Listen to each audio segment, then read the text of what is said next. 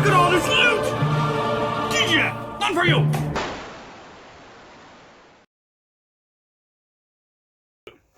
Welcome back, I'm Captain Xavier, and I have once again been sent amazing and awesome stuff from Germany.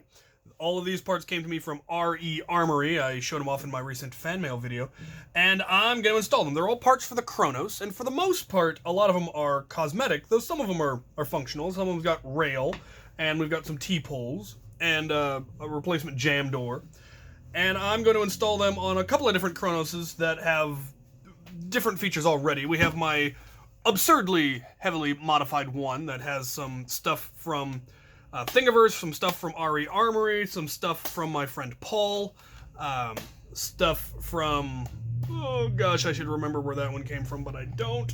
It already has a T-pole. This one has slide return, which is neat. It then has the door for speed loading, which is how you load it. You put the speed loader in there and then you pull it back, and the speed loader will automatically drop down and hold the slide back for you so you can load and then pull it out and it'll automatically chamber. And pretty cool. That one's going to get the handguard because I like handguards and I really like this blaster.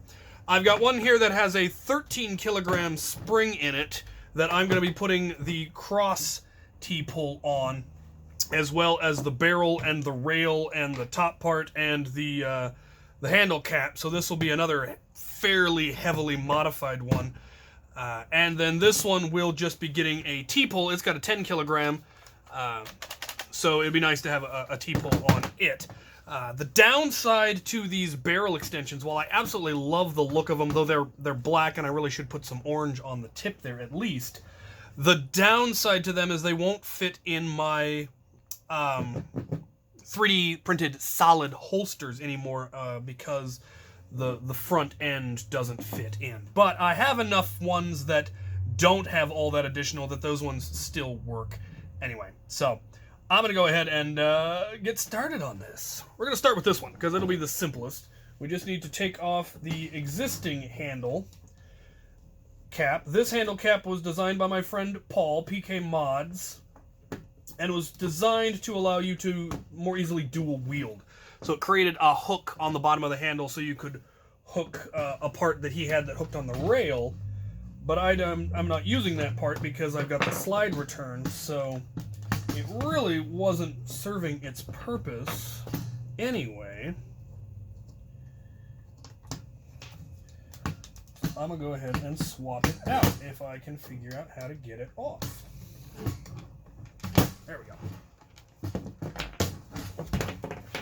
And this one just clamps on over that sling mount, which I don't care for anyway, and locks in place quite nicely. We've got a couple of screws here to close it up.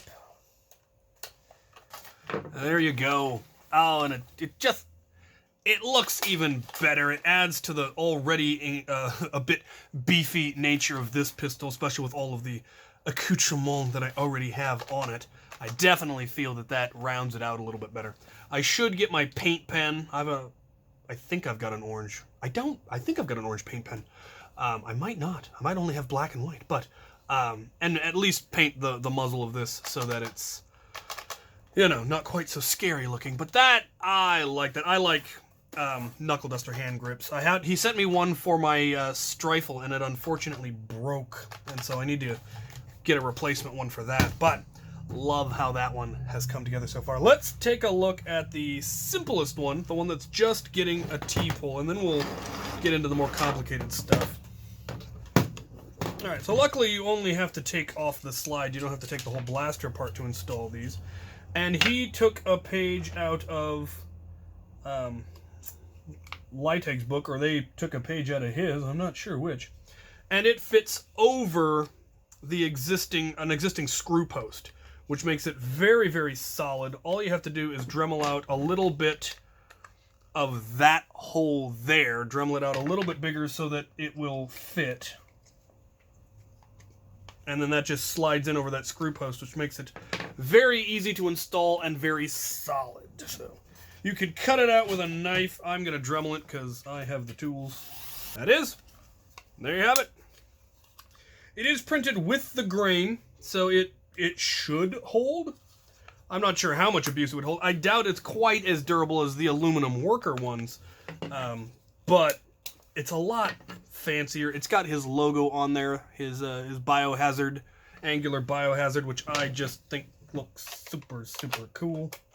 That plate in. You do end up losing your prime indicator or your lock, but I think that just actually makes it possible for you to double prime if you really felt like it, which one could argue is a feature. There we go. Get it all put together. Get the screws back in it. All right. Oh yeah. See, now you could multiple prime it if you wanted to shotgun with your Kronos, which with a heavier spring you can do. So yeah, that's much easier to prime than trying to hand prime it when you have that heavier spring in there. So that is lovely. I like that. It matches.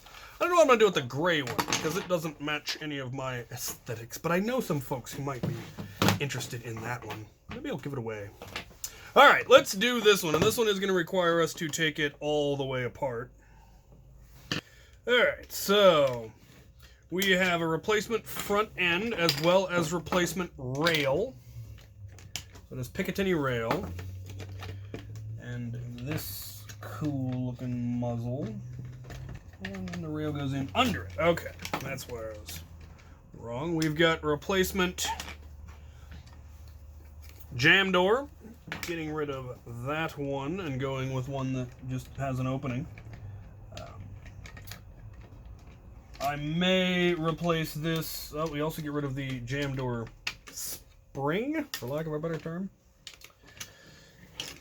That goes in there. All right, now we need to Dremel.